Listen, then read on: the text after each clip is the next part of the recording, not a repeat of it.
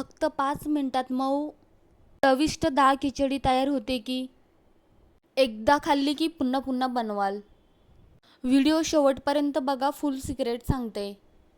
नमस्कार मैत्रिणींनो, चला तर सुरू करूया. मी इथे डाळ घेतली आहे 1 वाटी, स्वच्छ धुवून शिजायला टाकली आहे.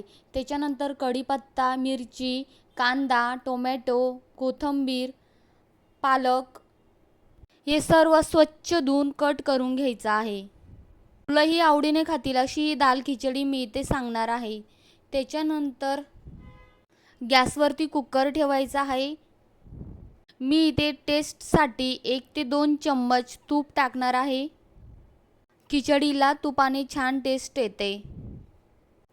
तूप छान गरम झालं की फोडणी छान बसते. त्याच्यानंतर मोहरी 1 चमचा, 1 चमचा जिरं आणि मोहरी छान तडतडली की लगेच हिरवी मिरची टाकायची. हिरवी मिरची टाकल्यानंतर लगेच कांदा टाकायचा.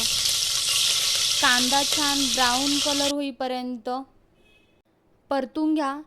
त्याच्यानंतर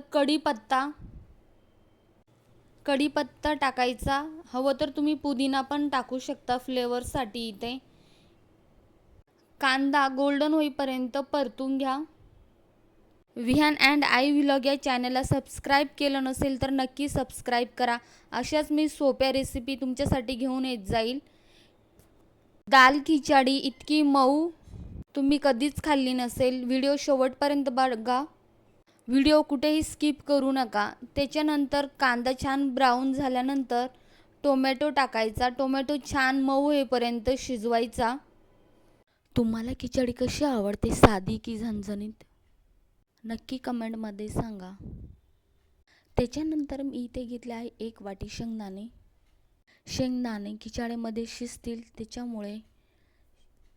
त्यामुळे मी परतून घेणार नाही. त्याच्यानंतर थोडीशी कोथिंबीर घालायची, चिरलेला पालक, मी घरी बनवलेला गरम मसाला, हळद हे सर्व छान मिक्स करून घ्यायचं 1 ते 2 मिनिटासाठी.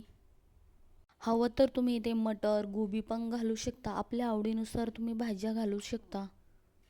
ही खिचडी खूपच हेल्दी आहे. लहान मुलांपासून मोठ्यांपर्यंत सगळ्यांना आवडते. त्याच्यानंतर मी इथे 3 ते 4 ग्लास पाणी टाकणार आहे. इथे एक्स्ट्राचं पाणी टाकायचं. अर्धा ग्लास एक्स्ट्रा पाणी टाकायचं. त्यामुळे आपली डाळ खिचडी परफेक्ट तयार होते.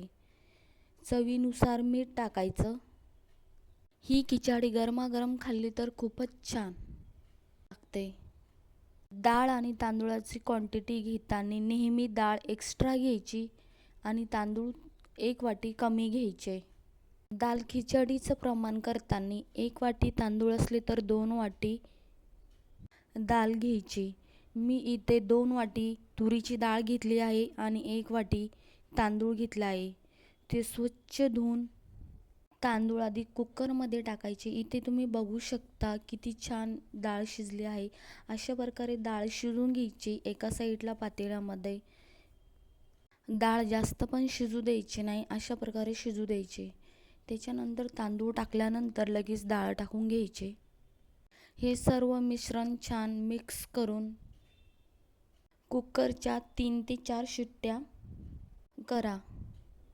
कुकर थंड झाल्यावर उघडा आणि वरून तूप टाका, कोथिंबीर टाका. आपली मऊ आणि टेस्टी डाळ खिचडी तयार. वाव, इथे तुम्ही बघू शकता किती छान परफेक्ट डाळ खिचडी आपली तयार आहे. व्हिडिओ आवडला असेल तर लाईक करा, चॅनलला सबस्क्राईब करा आणि कमेंटमध्ये नक्की सांगा तुम्हाला अजून कोणती रेसिपी पाहिजे. यूट्यूब फॅमिली खरंच मला खूप छान सपोर्ट करत आहे. माझी प्रत्येक रेसिपीला रिप्लाय देत आहे. खरंच खूप थँक्यू. चला तर मग भेटूया नेक्स्ट व्हिडिओमध्ये.